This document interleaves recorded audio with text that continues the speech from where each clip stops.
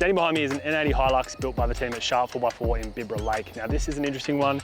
It's a G Works V1 tray with a V2 canopy. We've also fitted out with a bunch of goodies from Alu-Cab, as you can see, the Gen 3R rooftop tent. It's got a 180-degree shadow awning, bunch of gear inside the canopy, so this is worth checking out. So let me run you through all the things that we've installed.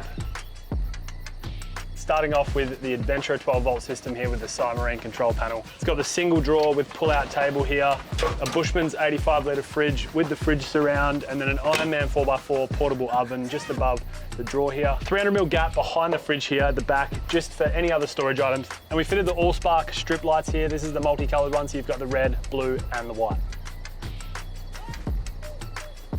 On the driver's side, we fitted a Core off-road swing out arm for the shower tent. This has got gas strut, a 30-litre Bushman's fridge freezer pull-out drawer, and then the slim G Works drawer just to the right of it. Heaps and heaps of storage in this unit. And again, another 300mm gap at the back here, so you can sort of run any long storage that you need at the back here.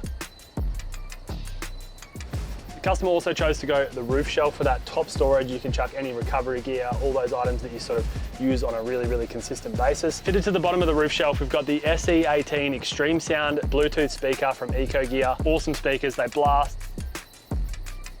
On the back side of the canopy, we have a drop-down ladder. This is for easy access to your rooftop tent, a jerry can holder for storing fuel and or water, and a spare wheel carrier on the back just in case you run into any dramas on the tracks.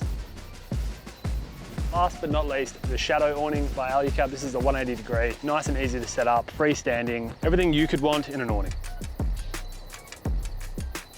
So if you have a tray set up and you want to take it to the next level, then contact the team on the info below.